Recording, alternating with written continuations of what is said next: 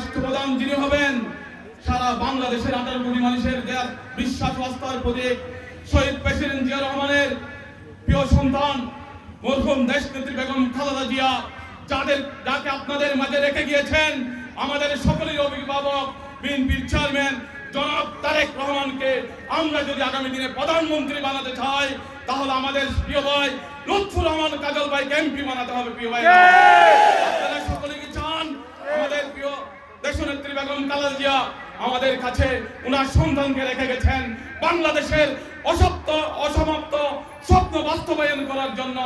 যাকে রেখে গেছেন তিনি হয়েছেন আমাদের চেয়ারম্যান জনাব তারেক রহমান। তারেক রহমান বলেছেন, বাংলাদেশের সমস্ত ভাইরা হচ্ছে আমার ভাই, আমার কোনো কেউ সকল পরিবারের কেউ না থাকলেও আপনারা হচ্ছেন তারেক রহমানের পরিবার। প্রিয় ভাইরা, আপনারা সকলে দেশনেত্রী বেগম খালেদা জিয়া যে দায়িত্ব নিয়ে গেছেন, আপনাদেরকে সন্তান হিসেবে আপনাদের মাঝে রেখে গেছেন।